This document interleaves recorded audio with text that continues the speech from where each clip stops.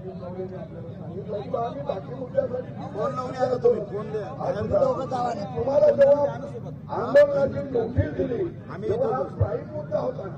तुमच्या गावात आम्ही येणार नाही, तुमच्या कट कारस्थानमध्ये आम्ही येणार नाही. त्यामुळे हे सगळे संभाव्य लोक आहेत. आणि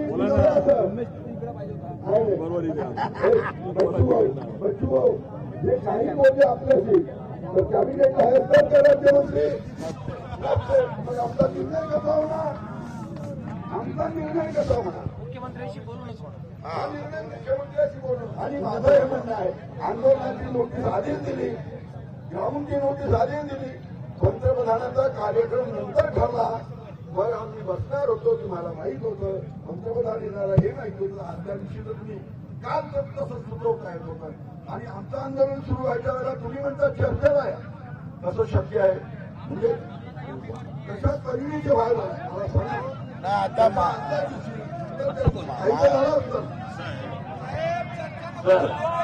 मंत्री महोदय, काल आपण आम्हाला चर्चेला बोलवत होता, काल आमचा आंदोलनाचा कार्यक्रम होतो. मग कालच्या बैठकीच्या अजेंड्यामध्ये तुमचं कर्जमाफी देण्याबद्दलचं धोरण घेतलेलं होतं का नाही?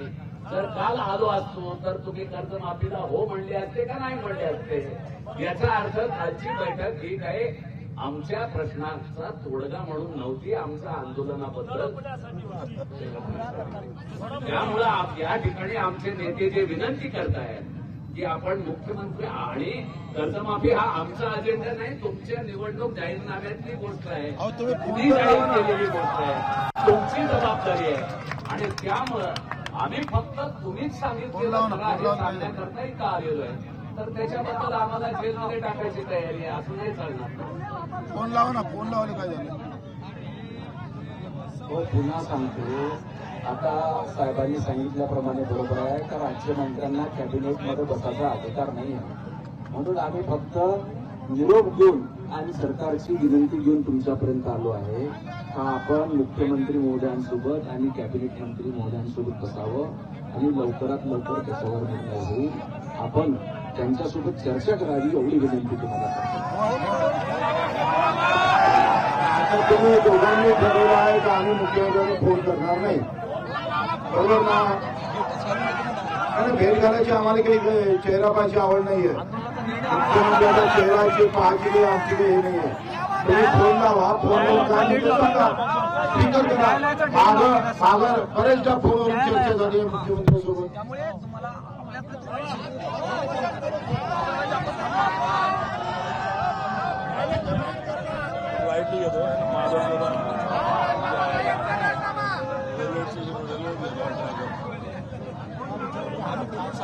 फोन लावून येणार का तिकडेच जाणार आहे?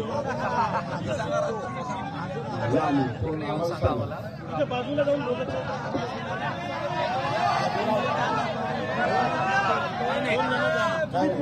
तुम्ही बोला, तुमचा निर्णय आम्हाला सांगा.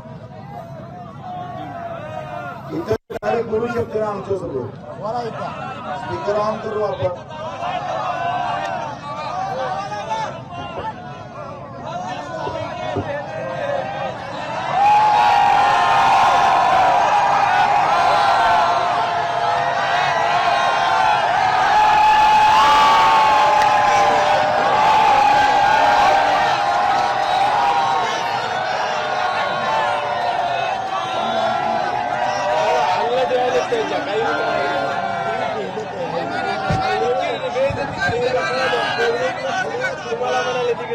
मंत्री सुद्धा फोन लावायला तयार नाही. काय हालत आहे सरकार?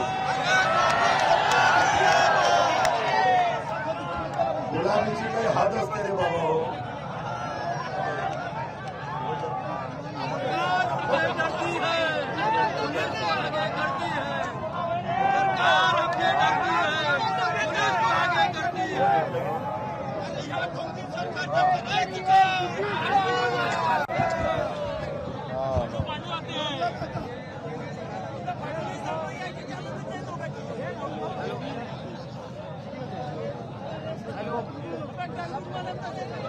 मला वाटतं राहिले सर्व माहीत होतं पहिलेच कारणावर. म्हणून हे 4 वाजता आलेलं आहे. आणि इथं आल्यावर हे ट्रेनिंग केलं सारखे बिट्टू सारखे बोलून नाही कसं काही यायला ट्रेनिंग दिलं आहे आपल्या समोर मुख्यमंत्री आता isakal.com आहे देशातील नंबर 1 ची मराठी न्यूज वेबसाईट. प्रत्येक अपडेटसाठी isakal.com ला नक्की भेट द्या.